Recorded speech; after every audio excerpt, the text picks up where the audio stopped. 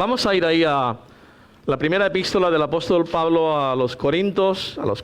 Vamos a hablar acerca de la locura de la cruz o la esperanza del menospreciado. Pablo dice que el evangelio, que la cruz es locura, dice, ¿verdad? Y el título que yo le he puesto a este mensaje o a esta meditación es la esperanza del menospreciado. Ahora veréis por qué digo esto. Vamos a leer ahí, en la primera epístola del apóstol Pablo a Corintios, en el capítulo 1 y verso 17 en adelante.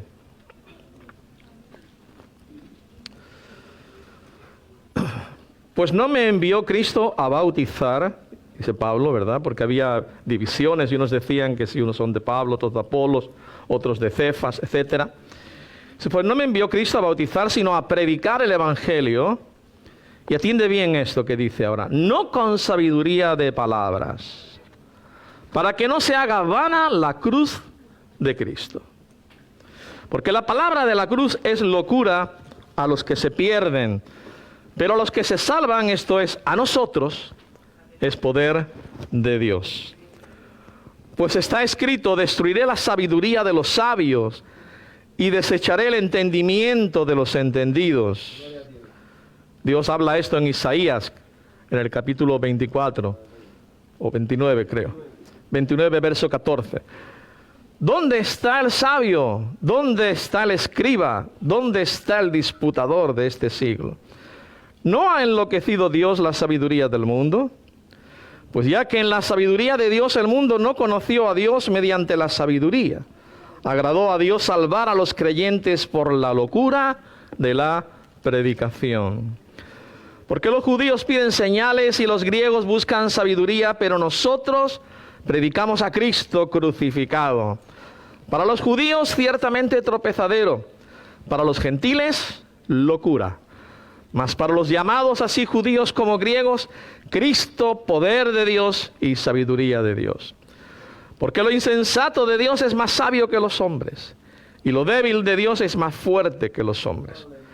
Pues mirad, hermanos, vuestra vocación, que no sois muchos sabios según la carne, ni muchos poderosos, ni muchos nobles, sino que lo necio del mundo escogió Dios para avergonzar a los sabios, y lo débil del mundo escogió Dios para avergonzar a lo fuerte, y lo vil del mundo y lo menospreciado escogió Dios, y lo que no es, para deshacer lo que es, a fin de que nadie se jacte en su presencia.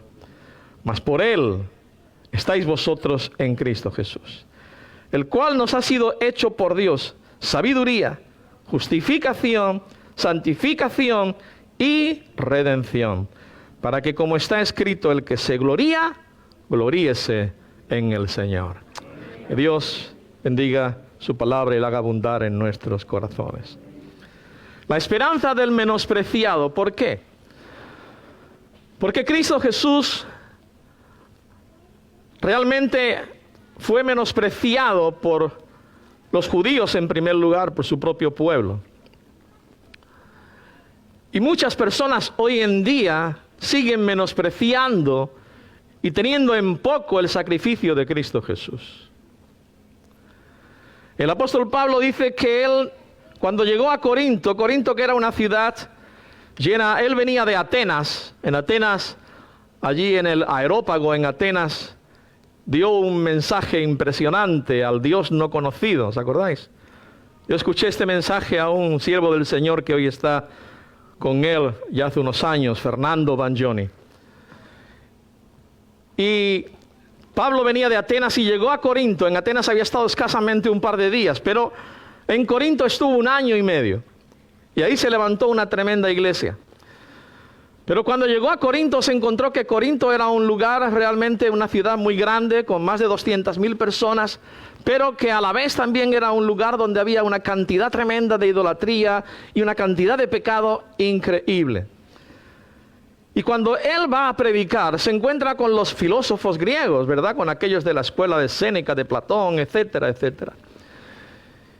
Y Pablo dice que él no viene a ellos, no ha llegado a Corinto con palabras de sabiduría, con esa filosofía hueca, esas vanas palabrerías y sutilezas que usaban los griegos y que usan tanta gente para hablar y cautivar a las personas, pero que no tienen poder, porque el poder no está en las palabras, sino el poder está en la palabra de Dios, inspirada por el Espíritu de Dios. Así que Pablo dice: vine a predicar el Evangelio, pero no con sabiduría de palabras, no con cosas que son humanas, no con cosas del mundo, para que se haga vana la cruz de Cristo, sino que la palabra de la cruz, esa es la que yo vengo a predicaros. Y Pablo presenta aquí 7 principios que contradicen la manera en la que los hombres ven la verdad. El primero es un resumen de todos los demás. La palabra de la cruz es locura a los que se pierden, pero a los que se salvan, esto es, a nosotros, es poder de Dios. ¿Por qué? En primer lugar, porque el Evangelio se fundamenta en la persona de Jesucristo, en su muerte en la cruz y en su resurrección, y no en filosofías, no en vanas palabras, no en cosas de hombre. La segunda cosa es que los hombres nunca podrán entender el plan de Dios por mucho que se esfuercen. O sea, si Dios no te revela su palabra, si Dios no viene por el Espíritu Santo y habla a tu vida, por muy inteligente que seamos, por mucha sabiduría humana que tengamos, por mucha filosofía que podamos saber o carreras que podamos tener, nunca entenderemos el plan de Dios a través de Jesucristo. Y eso es el problema que tenían tanto los judíos como los griegos. No comprendían cómo podía ser que la fe de unas personas se basara sobre un hombre que había sido crucificado. Para los judíos esto era una maldición. Y para los gentiles era impensable que un Dios, en minúscula como ellos creían, un Dios o el hijo de un Dios pudiera morir en una cruz. No tenía lógica, no tenía sentido. Si verdaderamente era el Hijo de Dios, entonces no hubiera muerto en la cruz. Hubiera destruido a los hombres, se hubiera defendido, pero Jesús no hizo nada de esto. Él vino para entregar su vida y darla por rescate a muchos. Por eso los hombres nunca podrán entender el plan de Dios si Dios no lo revela por el Espíritu Santo. Y después, la tercera cosa es que Dios no pidió la opinión para que se realizara ese plan. Fue iniciativa exclusivamente de Dios. Desde el momento en el que el hombre pecó en el Edén, desde el momento en el que la mujer y el hombre pecaron en el Edén, Dios tenía ese plan ya anticipadamente. Por eso Pablo dice también en Efesios que nosotros fuimos escogidos, predestinados desde antes de la fundación del mundo, para que se cumpliese la voluntad de Dios. Entonces, fue una iniciativa exclusivamente de Dios. Fue Dios quien determinó y decidió en la persona de Cristo, y fue el Hijo de Dios quien dijo: Padre, yo iré, yo tomaré su lugar, yo ocuparé el lugar que ellos deben de tomar. Y por eso dice la palabra que Jesús estaba en el Getsemaní y le decía al Padre: si puede ser, si hay otro camino, pasa de mí esta copa.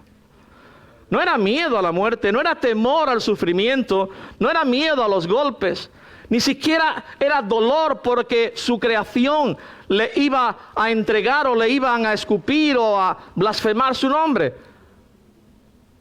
Lo que él no podía soportar era la separación del Padre. Y por un instante, el Padre tuvo que abandonar al Hijo, expuesto en la cruz, y derramar toda su ira sobre él. ¿Te imaginas? Dios no había permitido que Abraham clavase el puñal en su hijo Isaac, y sin embargo Dios, crucifica a su Hijo Jesús. Ese es el amor de Dios. Esa es la locura del Evangelio. Esa es la locura de la cruz. Para los judíos tropezadero, dice el apóstol Pablo, porque no entendían que si verdaderamente aquel hombre era el Mesías prometido, el propósito y el plan con el que él tenía que haber venido era liberar al pueblo de Israel de la esclavitud de Roma, pero no dejarse crucificar en una cruz y ser maldito. Maldito todo aquel que es colgado en un madero. Y como digo, para los griegos era algo absurdo. Un hijo de un Dios que permite que se le crucifique. Así que el primer principio es la locura de la cruz. La cruz es una locura para los hombres. No lo pueden entender, no podrán entenderlo jamás, a no ser que Dios le abra los ojos por el Espíritu Santo. El segundo principio es que desde la perspectiva divina, los muchos avances intelectuales y científicos que ha habido en el hombre no son más que insensatez, o como dice la palabra en griego, bobería. No me meto con los científicos ni me meto con los intelectuales. Hubo cristianos prominentes, científicos cristianos. Louis Pasteur, que fue el inventor, por así decirlo, de la penicilina, era cristiano. Albert Einstein era cristiano. Fleming era cristiano. Y muchos más.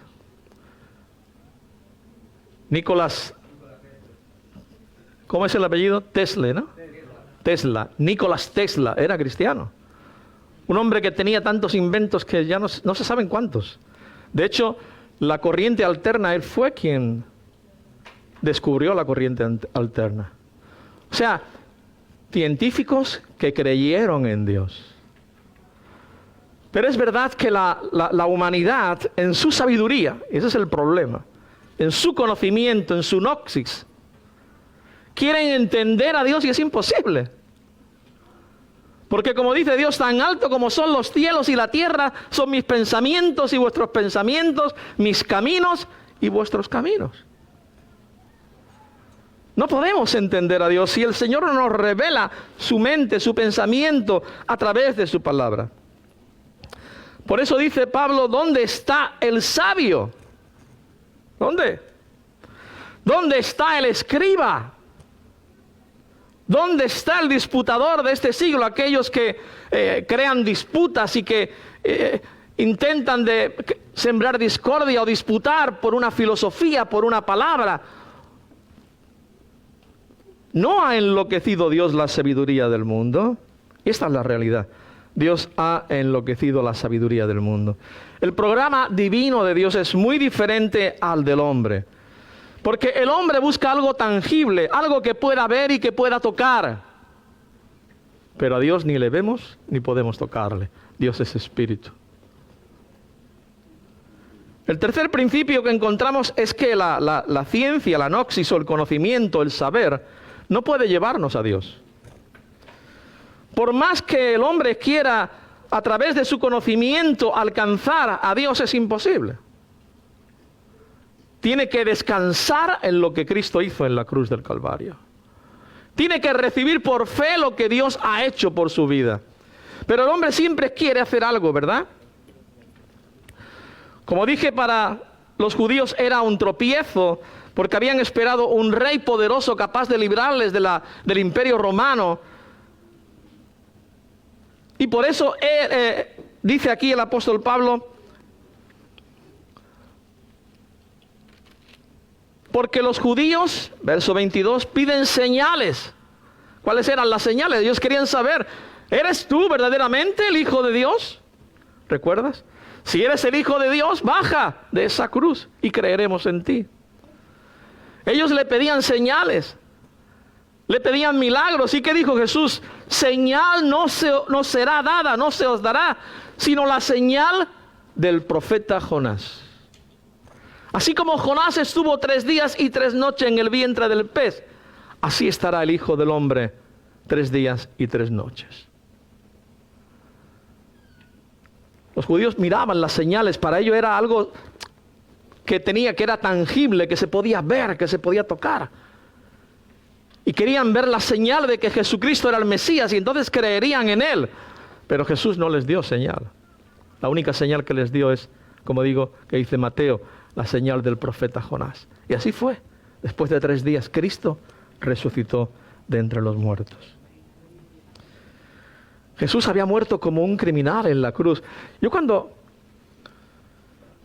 La cruz no fue un invento romano. La cruz fue un invento asirio, ¿sabes? Ya en la época, muchos años, siglos antes. Pero a quien mataban en la cruz no eran a personas inocentes. Eran a criminales, a ladrones, a sediciosos, a personas que hacían sedición en el pueblo. Pero a Cristo Jesús le mataron en esa cruz porque era el plan y el propósito de Dios que Él muriese para que en esa esperanza, en esa locura de la cruz, el mundo pudiera ser salvado. Para los griegos el mensaje del Evangelio era una insensatez, porque para ellos todo tenía que ser lógico, todo tenía que tener un porqué y todo tenía que tener lógica. Y este plan no lo era. ¿Por qué había de morir un Dios? ¿Por qué salvar a los perdidos sin pedir nada a cambio? Eso es lo que... ¿Por qué crees que el hombre piensa que debe de hacer algo para salvarse? Porque es que no es normal que Dios nos regale la salvación. No, yo tengo que hacer algo. Dios me pide a mí algo. Dios solo te pide que creas, que recibas lo que Él ya anticipadamente ha hecho por ti en la cruz del Calvario. La salvación que el Señor nos da es demasiado fácil. Para los griegos esto era muy fácil, no tenía sentido. Ellos creían que tenían que hacer algo, tenían que obrar. Sin embargo, a pesar de la dificultad que la gente tiene para creerlo, la predicación del Evangelio es la manera que Dios eligió para alcanzar a los hombres. Es a través de la predicación de la cruz de Cristo que el hombre es alcanzado para que tenga paz y salvación en Dios. Pero nosotros predicamos a Cristo crucificado. Para los judíos ciertamente tropezadero, para los gentiles no, locura. Mas para los llamados, así judíos como griegos, Cristo, poder de Dios. Aleluya. Amén. Esta es la realidad. Para los que se pierden, es una locura el Evangelio. Es una locura la cruz. ¿Cómo que Cristo murió por mis pecados? ¿Cómo que Él ocupó mi lugar? Es una locura. Pero para nosotros, para los que se salvan, el Evangelio que ha venido a nuestras vidas, la cruz es poder de Dios, sabiduría de Dios. Aleluya. Mas para los llamados, así judíos como griegos, Cristo, poder de Dios, sabiduría de Dios. El cuarto principio que Pablo establece aquí en el Evangelio es que Dios ha escogido a personas consideradas de poca importancia por el mundo y las ha salvado para que Él, Dios, sea quien reciba toda la gloria. Para que, como está escrito, el que se gloría, gloríese en el Señor.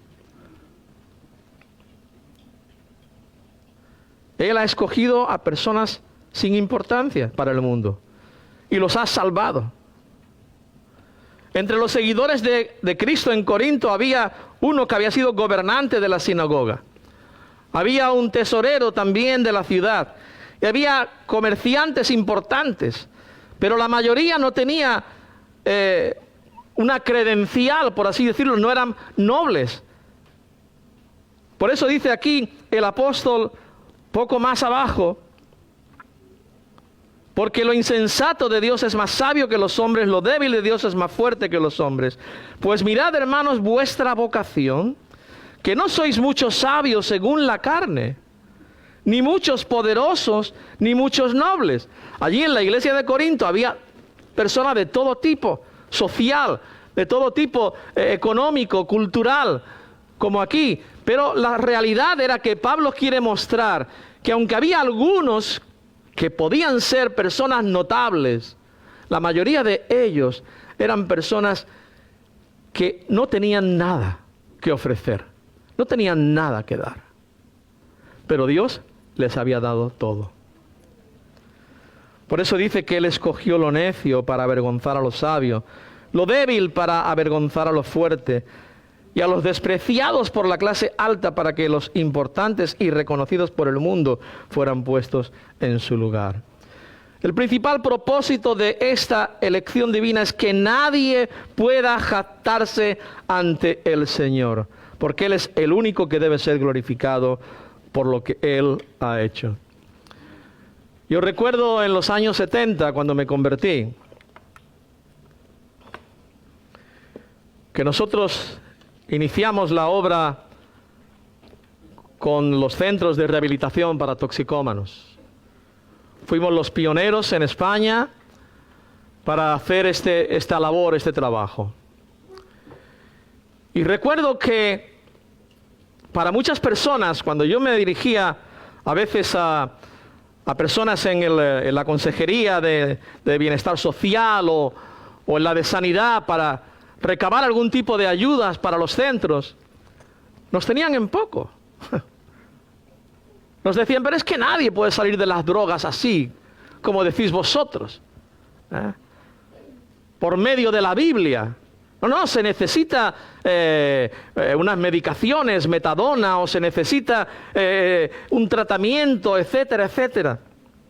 Y yo le decía, sí, nosotros tenemos un tratamiento.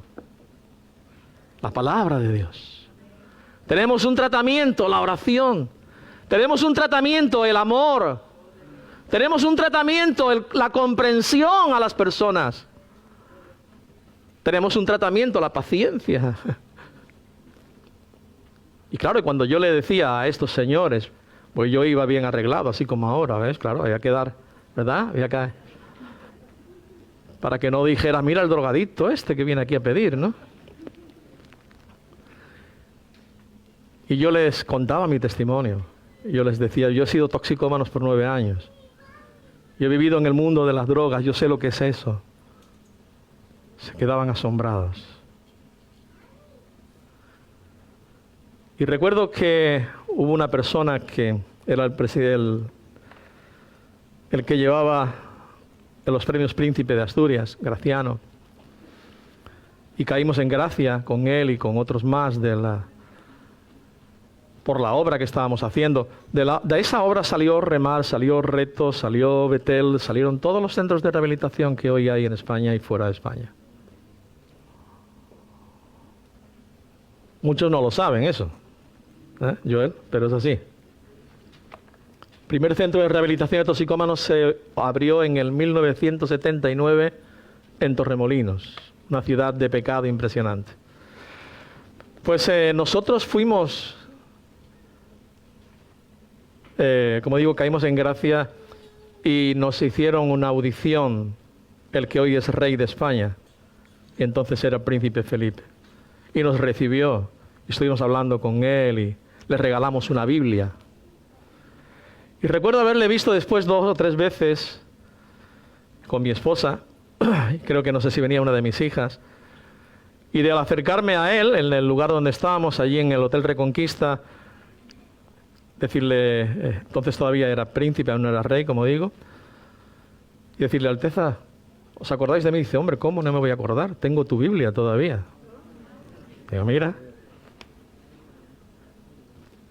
al menos una cosa es cierta, lo necio y lo vil y lo despreciado del mundo es lo que Dios escoge para avergonzar a los sabios, a lo fuerte y a lo poderoso. Quizás otros hubieran querido llegar y poder entregarle algo tan preciado como esto, una Biblia, pero lo hizo un ex toxicómano, con otro grupo de ex toxicómanos. Dios tiene sus planes, amén, para que al final el que se gloría se gloríe en Dios. El quinto principio que Pablo señala es que el mensaje de Cristo no es una ideología más. El mensaje del Evangelio no es una ideología más, no es una filosofía más, no es algo más, no, es algo completamente nuevo, es algo completamente grande. Los filósofos griegos empleaban palabras grandilocuentes, expresiones refinadas, argumentos lógicos, que entre más complicados suenan, más impresiona a la gente. ¿No te ha pasado eso? Cuando vas a una charla, a mí cuando me hablan con muchas palabras técnicas, yo me apeo, porque digo, no. Pero es verdad que a la gente le gusta la palabrería, le gusta la elocuencia, le gusta... Y el resultado es que muchas veces los que están escuchando prefieren dormirse mientras que el otro habla. Con el Evangelio no pasa esto. Con el poder del Evangelio, con el poder de la palabra, si te duermes es porque estás muerto. O estás muy cansado.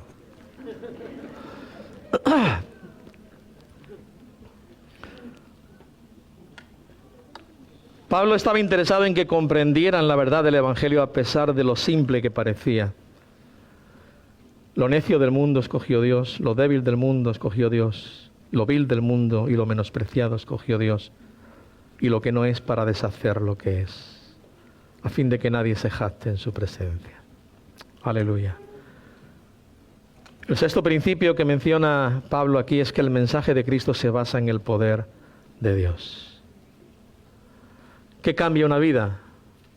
No es la filosofía, no es la palabrería, no es la simple elocuencia de una persona. Lo que cambia a una persona, lo que cambia a un ser, lo que hace que pase de muerte a vida, es la palabra de Cristo, es la predicación del mensaje de salvación. Y por último, nos muestra que el testimonio se basa en la sabiduría de Dios, incomprensible para la mente humana, pero es lo que Dios ha previsto y nos ha dado.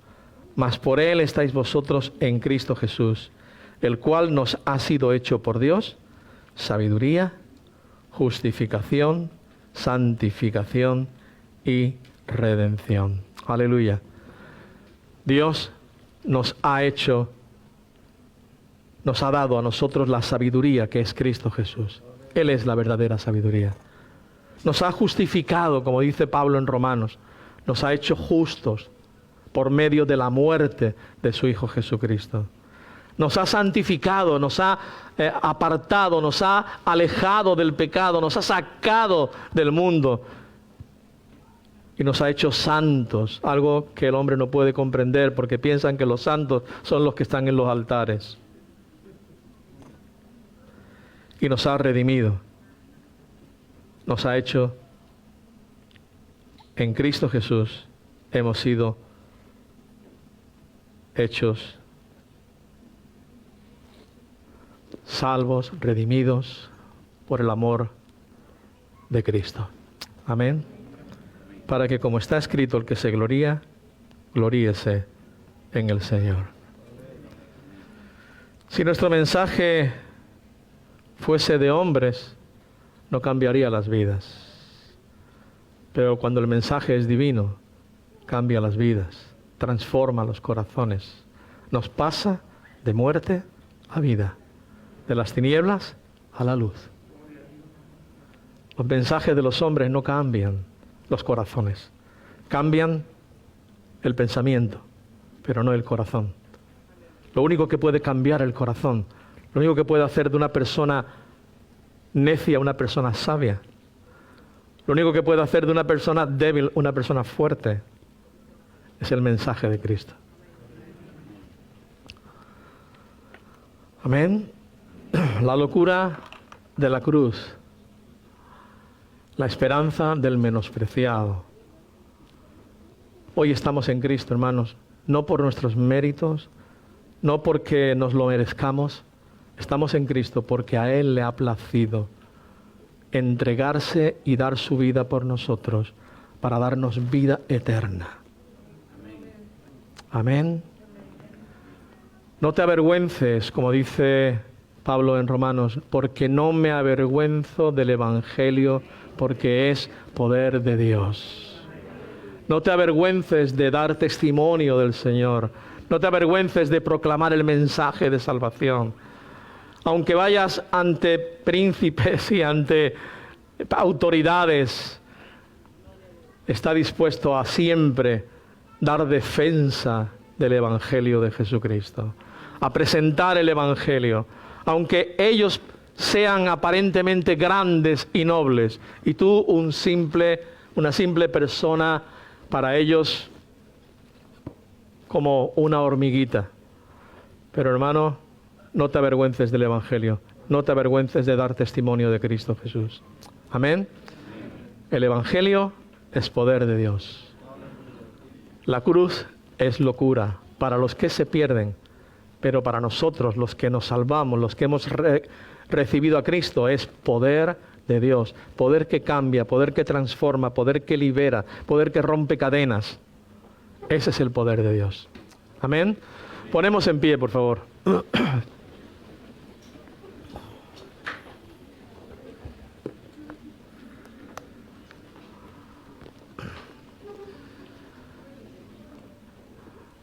Señor, te damos gracias en esta mañana por tu Evangelio, por tu palabra, por la vida de Cristo, Señor, por esa sangre derramada en la cruz del Calvario. Señor, te damos gracias porque estando lejos nos has hecho cercanos, porque siendo personas débiles, alejadas de Dios, Señor, tú nos has redimido. Nos has dado sabiduría para comprender y entender tu palabra a través de tu Espíritu Santo. Nos has santificado, Señor, nos has justificado y nos has redimido, Dios. Te rogamos, Señor, que nos ayudes cada día a estar dispuesto a presentar defensa del Evangelio, a estar dispuesto allí donde vayamos y ante quien vayamos, a expresar, Señor, no con palabras de sabiduría humana, sino con palabras de tuya, Señor, palabras de tu Evangelio, palabras del Espíritu Santo, que podamos expresar el amor de Dios, la misericordia de Dios y la gracia de Dios y el perdón de Dios para la humanidad. Pero que también, Señor, podamos hablar y hacerles entender de que el camino que llevan es un camino de muerte, Señor. Un camino que lleva, Señor, hacia la destrucción eterna. Y que se arrepientan y se vuelvan de sus malos caminos para que puedan alcanzar salvación y vida eterna en Cristo Jesús. Oramos por la ciudad de Gijón, oramos por la ciudad de Oviedo, oramos por la provincia de Asturias, por España, oramos por tantas personas, Señor, que han rechazado el Evangelio. Oh Dios, te rogamos que aunque todavía tienen la posibilidad de creer y de recibirte a ti como Señor y Salvador, tu Espíritu Santo les ministre y les abra su entendimiento, Señor. Y quite de ellos ese velo, Señor, que les ciega y que no les deja ver y entender el mensaje de la salvación que hay en la cruz de Cristo Jesús. Oramos, Señor, que tú recibas toda la gloria, porque es tuya, Señor, eternamente y para siempre. Amén. El Señor os bendiga.